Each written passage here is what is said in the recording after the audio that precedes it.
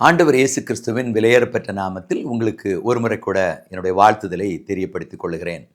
இந்த கால வேளையிலே எபிரேயர் நிருபத்திலே இயேசு கிறிஸ்து எப்படி உயர்த்தப்பட்டிருக்கிறார் என்பதை, எப்படி வெளிப்பட்டிருக்கிறார் என்பதை நான் இன்னொரு முறை சொல்லும்படி விரும்புகிறேன். எபிரேயர் 12ஆம் அதிகாரம் 1ஆம் வசனத்தை நான் வாசிக்கிற நேரத்தில் ஆண்டவரை பற்றி அவருடைய விசுவாசத்தை குறித்து நாம் வாசிக்கிறோம். 12ஆம் அதிகாரம் 1ஆம் வசனத்தில், ஆகையால் மேகம் போன்ற இத்தனை திரளான சாட்சிகள் நம்மை சூழ்ந்து கொண்டிருக்க, பாரமான யாவற்றையும் நம்மை சுற்றி நெறிந்து நிற்கிற பாவத்தையும் தள்ளிவிட்டு விசுவாசத்தை துவக்கிறவரும் முடிக்கிறவருமாயிருக்கிற இயேசு கிறிஸ்துவை நோக்கி நமக்கு நியமித்திருக்கிற ஓட்டத்தை பொறுமையோட ஓடக்கடவும் என்று வாசிக்கிறோம். விசுவாசத்தை துவக்குகிறவரும் முடிக்கிறவரும், அல்லது விசுவாசத்தினுடைய ஆணிவேர், விசுவாசத்தினுடைய அஸ்திபாரம் இயேசு என்பதை இந்த எபிரேயர் நிருபம் நமக்கு கற்றுக் கொடுக்கிறது. இந்த எபிரேயர் நிருபத்தினுடைய கடைசி பகுதி 11ஆம் அதிகாரம் 12ஆம் அதிகாரம் எல்லாவற்றையும் நாம் வாசிக்கிற நேரத்தில் விசுவாச வீரர்களை பற்றி ஏராளம் சொல்லப்பட்டிருக்கிறது. ஏராளம் விசுவாச வீரர்கள், ஆபிரகாமை குறித்து சொல்லப்பட்டிருக்கிறது, நோவாய்ப்பை குறித்து சொல்லப்பட்டிருக்கிறது, பல பெண்களை குறித்து சொல்லப்பட்டிருக்கிறது. பல விசுவாச வீரர்கள், இவர்களுடைய வாழ்க்கையிலே நடைபெற்ற சம்பவங்கள், அவள் விசுவாசத்தினாலே ஜெயம் பெற்ற சூழ்நிலைகள், இவைகள் எல்லாவற்றையும் சொல்லிவிட்டு இப்பொழுது இந்த விசுவாசத்தை குறித்து இயேசுவை இந்த எபிரேய நிருபத்தை எழுதினவர் உயர்த்துகிறார். எப்படி உயர்த்துகிறார் என்றால், விசுவாசத்தை துவக்குகிறவரும் முடிக்கிறவரும் அவர்தான் என்று சொல்லுகிறார். அது ஆபிரகாமிடத்தில் இருந்தாலும் சரி, சாராளிடத்தில் இருந்ததாலும் சரி, தானியலிடத்தில் இருந்ததாலும் சரி, மோசையிடத்தில் இருந்த விசுவாசமாக இருந்தாலும் சரி, யாரிடத்தில் விசுவாசம் இருந்ததோ அவர் ஆதியும் அந்தமும் இல்லாத இயேசுவின் மூலமாகத்தான் அந்த விசுவாசம் உண்டானது. ஆகவே மேகம் போன்ற திரளான இந்த சாட்சிகள், ஏராளம் சாட்சிகள் இப்படி இருக்கிறாங்களே, இவங்க எல்லாரும் விசுவாசம் வைத்தது தேவன் பேரில். அந்த விசுவாசத்தை உருவாக்கினவர் அன்றைக்கும் குமாரன் தான், இன்றைக்கும் குமாரன் தான். அன்றைக்கு திருத்துவத்திலே குமாரனாய் இருந்த இயேசு கிறிஸ்து அவர்தான் விசுவாசத்தை துவக்கினவர். இன்றைக்கும் நம்முடைய வாழ்க்கையிலே அந்த விசுவாசத்தை வலுவூட்டச் செய்து, அந்த விசுவாசத்தை வளரச் செய்து, அந்த விசுவாசத்திலே நிலைத்திருப்பதற்கு தேவன் நமக்கு கிருபை தருகிறார்.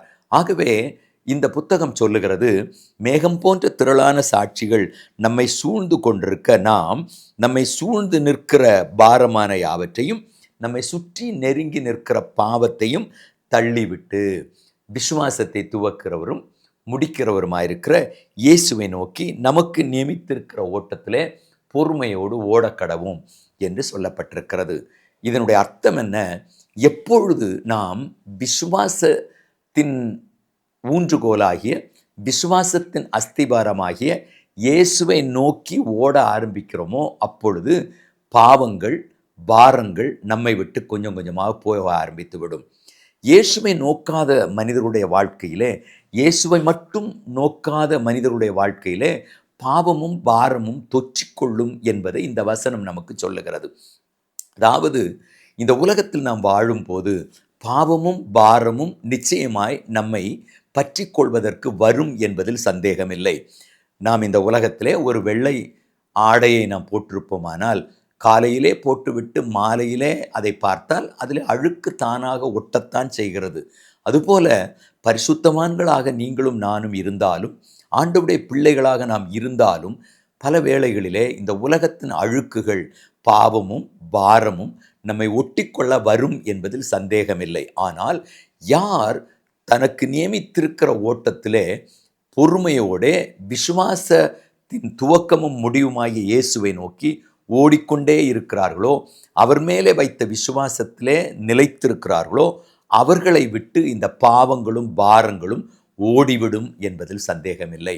இதைத்தான் பவுல், அல்லது இந்த புத்தகத்தை எழுதினவர் எபிரேய ஆக்கியோன் சொல்லுகிறார். எபிரேயர் நிருபத்திலே எபிரேயர் சபைக்கு சொல்லுகிறார், விசுவாச வீரர்கள் ஏராளம் பேர் இருந்தாங்க. இன்றைக்கு நீங்களும் நானும் விசுவாச வீரர்களாய் ஓடிக்கொண்டிருக்கிறோம். கிறிஸ்துவின் மேல் நீ விசுவாசம் வைத்து கிறிஸ்துவையே நோக்கி கொண்டு நீ நியமித்திருக்கிற ஓட்டத்திலே பொறுமையோடு ஓட ஆரம்பித்து பாருங்கள்.